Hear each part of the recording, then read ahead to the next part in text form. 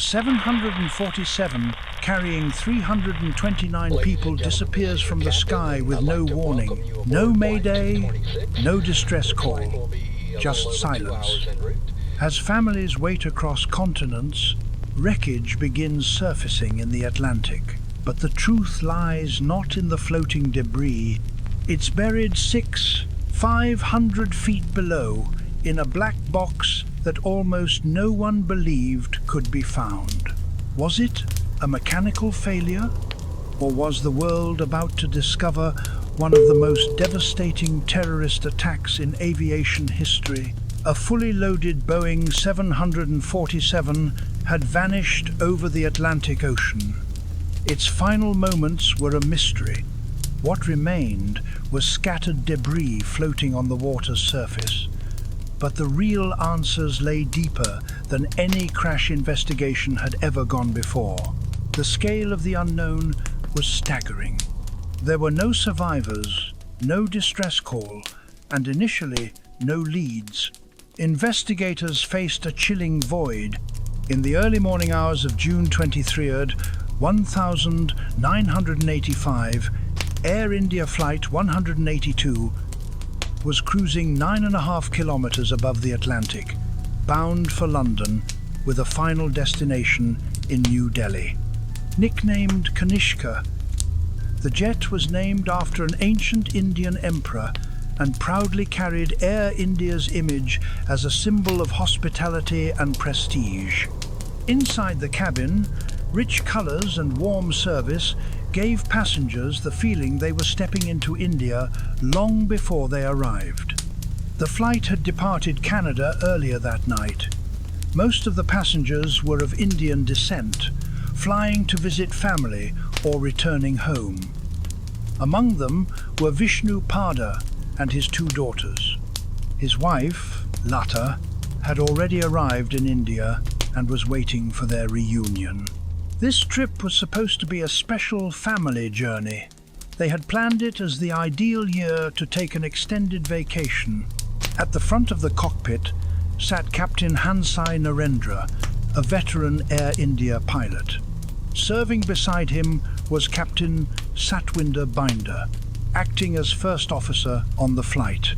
The atmosphere in the cockpit was calm and routine. Binder even engaged in a casual conversation with the flight's purser. "Do me a small favor," he asked. "At the back of the plane, seat 54, there's a boy sitting there. He just wanted to have a look in the cockpit.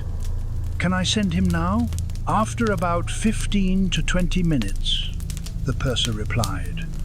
There were 329 people aboard Flight 182. Passengers chatted quietly, some prepared for arrival.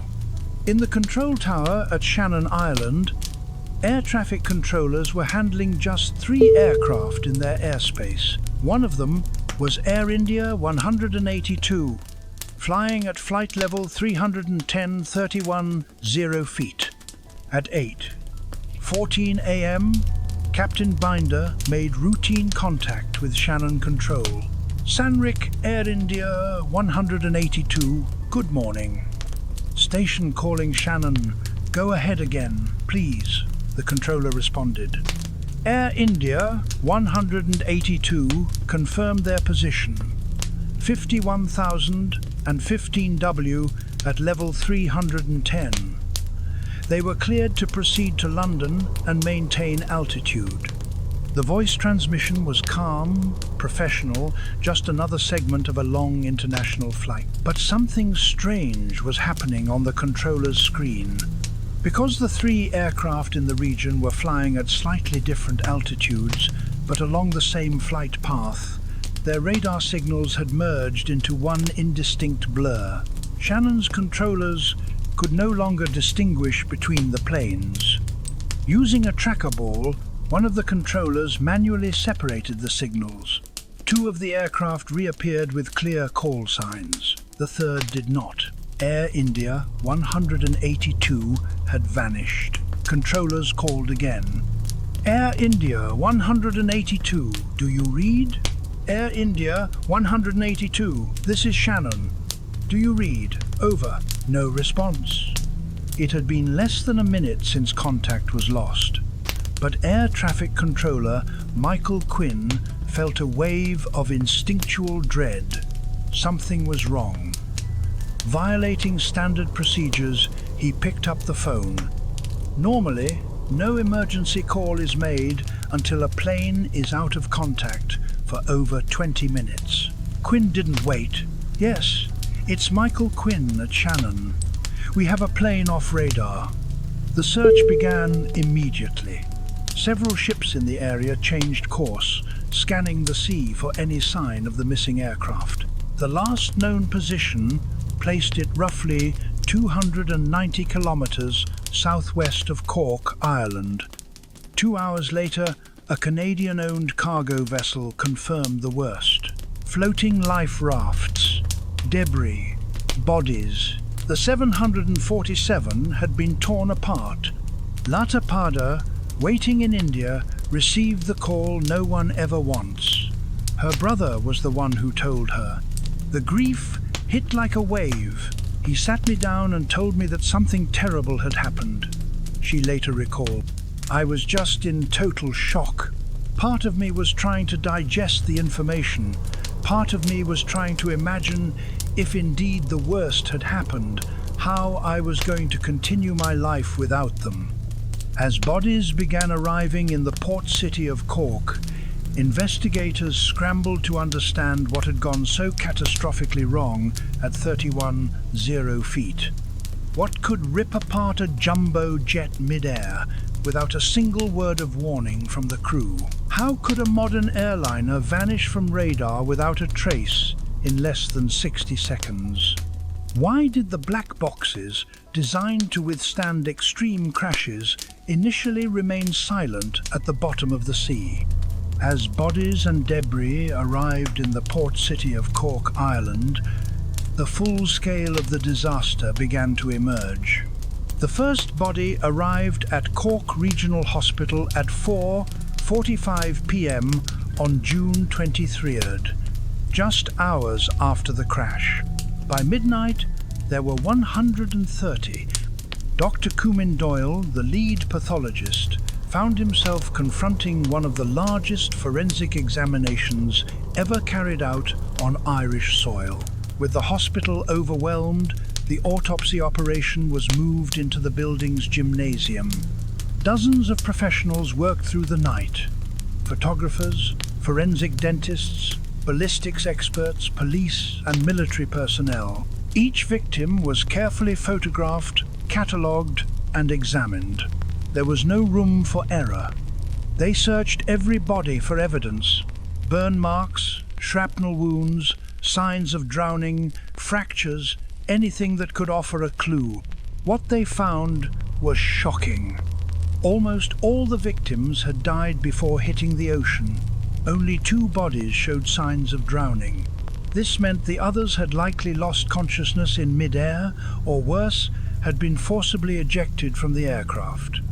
Many bodies had their clothing ripped off, not by explosion or fire, but by sheer wind force. The absence of shoes, of toes, these were telltale signs of someone falling freely from extreme altitude. Others bore flail injuries, horrific trauma caused not by impact with water, but by tumbling violently through open sky. Joints dislocated, shoulders snapped, pelvises shattered. Dr. Doyle and his team weren't just performing autopsies. They were reconstructing a tragedy that had unfolded 31,000 feet above the sea. H.S. Kohler, the Indian government's chief air crash investigator, reviewed the pathology reports. What he saw confirmed his worst fears. These passengers weren't still strapped into their seats when the plane hit the ocean. They had been thrown out mid-air before the plane even descended. The aircraft had broken apart at cruising altitude. And yet, the question remained, why? There had been no radio call, no system failure noted, no mechanical warnings, nothing. It was as if the aircraft had simply ceased to exist. The pressure was mounting on the investigators. With so few clues available at the surface, they had to go deeper, literally. They needed the black boxes. But there was a problem. The recorders were located somewhere at the bottom of the Atlantic Ocean, more than 500 feet below, and they had only 30 days before the locator beacons inside the boxes would stop transmitting. The international search effort launched immediately. India, Ireland, and the United Kingdom mobilized. Naval vessels swept the area, listening for the faint ping of the flight recorders. But what they found were signals at the wrong frequency, too high. Investigators feared it was a false lead, but the signal wouldn't go away.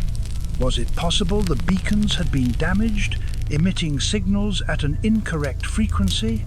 Salim Jiwa, a Canadian journalist covering the disaster, followed the search closely.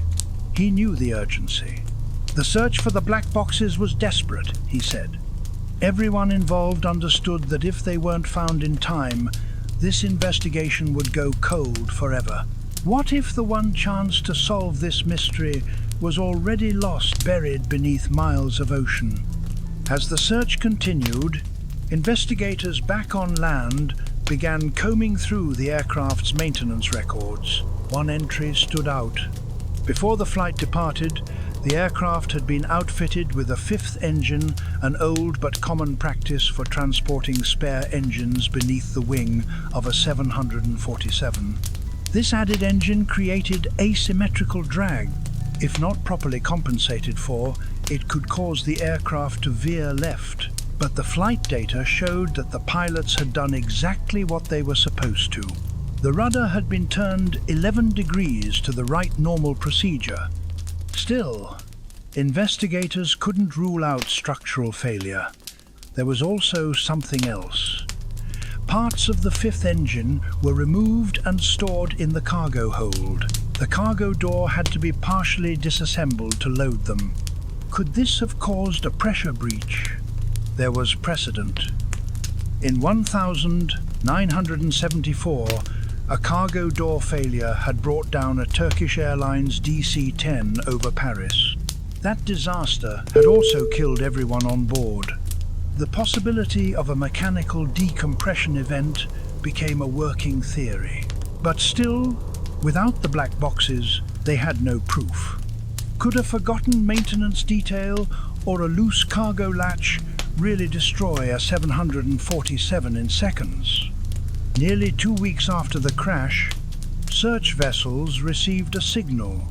The frequency was higher than expected, unusual for a black box beacon, but investigators decided to follow it.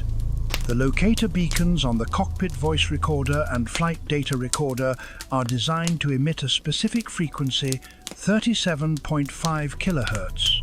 But if the ceramic casing of the pinger is cracked or damaged, the signal can shift in frequency. This signal measured at 42 kHz. It could be the break they needed. Ships refocused their sonar arrays. Deep-sea submersibles were deployed. Finally, both black boxes were found nearly 2 kilometers beneath the surface of the Atlantic Ocean. But even locating them wasn't enough. The pressure at that depth is immense. It took 4 separate attempts with robotic arms and lift devices to bring the boxes to the surface. Now, lead investigator H.S. Kohler had in his hands the 2 most critical pieces of evidence: the cockpit voice recorder and the flight data recorder. The first device he analyzed was the CVR. If the crew had detected any mechanical issue or emergency, it would be captured in their final moments. But what the CVR revealed was nothing. After the final communication with Shannon Air Traffic Control, the last thing recorded was a calm, mundane exchange about customs paperwork. "They want about 30 customs seals," one crew member said. "Customs?" "Yeah, customs seals to seal the bar before its arrival." "All right." The sentence cut off mid-thought. No explosion, no shout, no alarm, no emergency call. Just silence. Kohler knew what that meant. The crew had no idea what was coming. Whatever destroyed Flight 182 had done so instantly that not a single word of warning could be spoken. He turned to the flight data recorder. What he found only deepened the mystery. All flight parameters were normal until the final second. Speed, altitude, roll, pitch, heading, autopilot engaged. Rudder slightly offset due to the fifth engine's drag within limits. The data ended at the same second as the CVR. 8:14:1. The only thing that could explain both recorders shutting down simultaneously was a total electrical severance. The aircraft's electronics had been destroyed in an instant. It wasn't a slow failure. It wasn't turbulence. It wasn't human error. It was catastrophic. Now investigators faced two possibilities. A massive explosive decompression, perhaps caused by the fifth engine or the modified cargo door. A bomb. To differentiate between them, they needed wreckage. But the debris field was massive, over 16 kilometers long, 6 kilometers wide. Most of the heavy wreckage, including the engines and main fuselage, lay concentrated in the center. Lighter fragments had floated far. Underwater salvage expert Roy Truman was called in. He'd recovered small aircraft before, but never a Boeing 747 from the ocean floor. This was different, he said. We had no idea what the size of the wreckage would be or where to begin. Using underwater video and still photography, Truman's team carefully mapped and selected which parts of the aircraft to recover. Each piece brought to the surface took hours. Time was running out. Autumn storms were approaching. The window to recover the truth was closing, but they found something. A section of the forward cargo hold floor. It had been penetrated from the inside out. The metal around the holes was curled outward like the petals of a flower. 20 such holes were found, each bearing the unmistakable signature of high-velocity internal explosion. Then came the sidewalls. Same pattern. Finally, the ceiling structure connecting the fuselage ribs was found with its joints blown upward. There was no doubt now. A bomb had gone off in the forward cargo bay.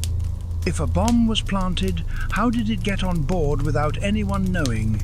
And who had placed it? The detonation site was located just beside the electronics bay, directly beneath the cockpit. The force of the explosion would have obliterated the plane's avionics in a fraction of a second. That explained the total loss of power, the sudden silence, and the abrupt ending of both black boxes. This wasn't an accident. This was sabotage.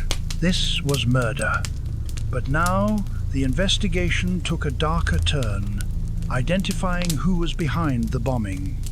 As wreckage continued to arrive in Ireland, a parallel investigation had begun across the ocean in Canada and Japan.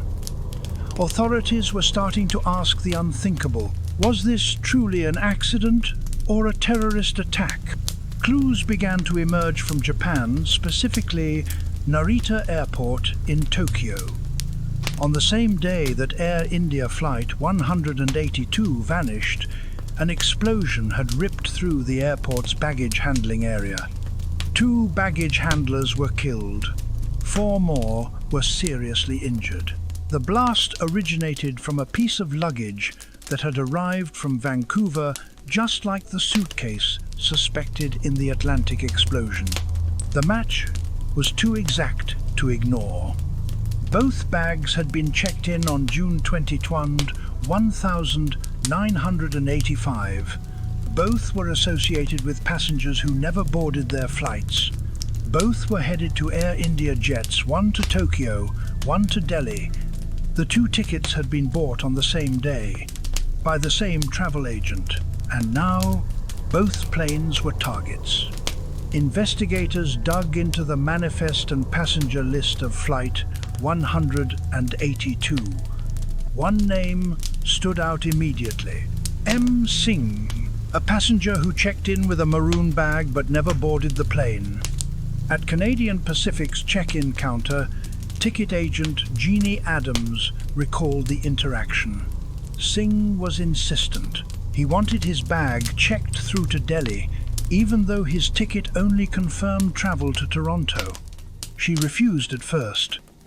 "Sir, I can't check your bag to Delhi. You're only confirmed to Toronto." But Singh pushed, argued, claimed his brother would fix it. He pressured her loudly and in front of a line of passengers. Finally, under pressure, she gave in. Okay, I'll check it through, but you have to talk to Air India in Toronto." Singh never showed up for the flight, but his bag was transferred anyway onto Air India 182. There was now a critical question haunting everyone involved. How did a bag from a no-show passenger get transferred to an international flight without alerting security? At the time, international baggage screening procedures were minimal. In Vancouver, the X-ray machine that scanned all outgoing luggage had broken down that day.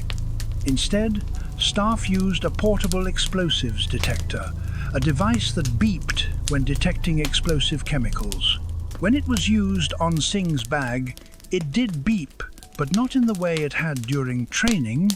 The handler ignored the anomaly. The bag was cleared anyway. What no one realized was that inside that bag, hidden within a Sanyo stereo tuner, was a homemade bomb. An almost identical device would detonate hours later in Tokyo. And now, Air India Flight 182 had been ripped from the sky by a bomb placed by a man who never intended to fly. Police quickly discovered that both bombs had been housed inside the exact same model stereo tuner. Of the two, 0 units manufactured. Every single one had been shipped to a warehouse in Vancouver. From there, they were distributed to stores throughout British Columbia. Investigators were able to track down the final sale of the exact tuner model used in the Tokyo bombing to a small electronics shop in the town of Duncan on Vancouver Island. Forensic experts in Japan had recovered fragments from the explosion, including pieces of metal and circuit boards embedded in walls. Serial numbers still visible. When matched to the Duncan store's sale records, police identified who had purchased the unit, and that's when they made the connection. The man who had built the bomb that exploded in Narita was also the man suspected of placing the second bomb on Flight 182. This wasn't a lone wolf attack, it was a coordinated effort, a dual strike.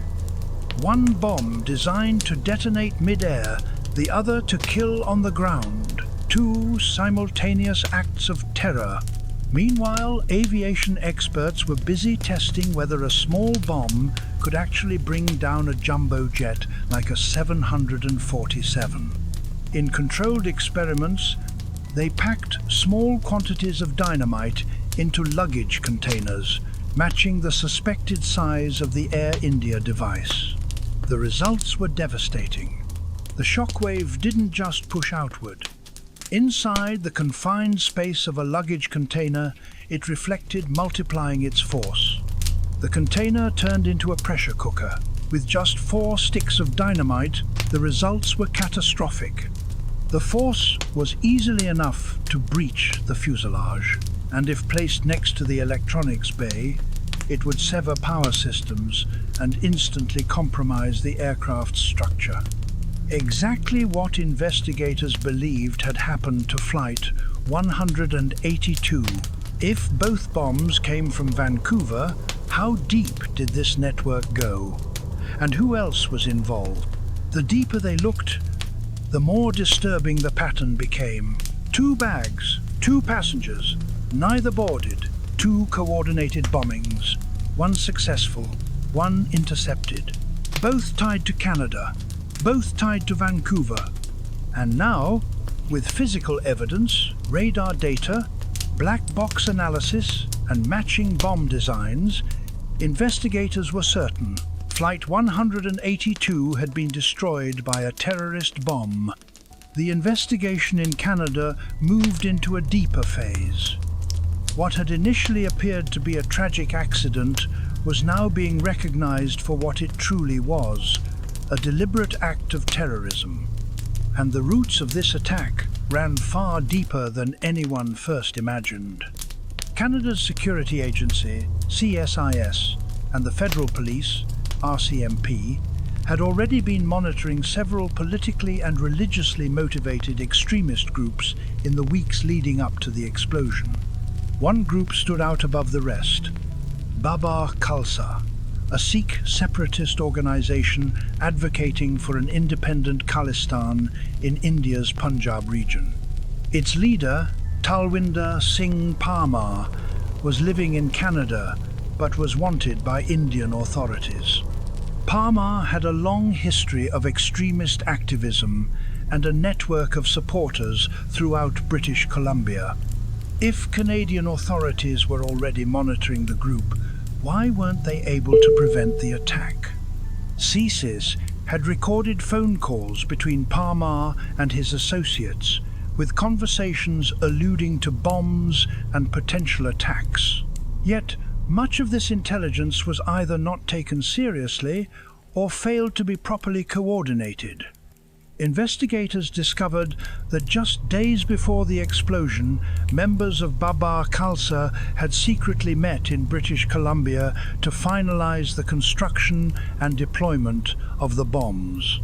Their mission was not only to strike the Indian state, but to gain global attention for the Khalistan movement. Talwinder Singh Parmar and a key associate, Inderjit Singh Rayat, became the prime suspects. Rayat had previously been linked to the bombing at Tokyo's Narita airport. He was believed to have constructed the explosive device used on Flight 182, built using a Sanyo stereo tuner, modified with a timing mechanism and concealed within luggage. If the bomb maker was identified so early, why wasn't he immediately held accountable?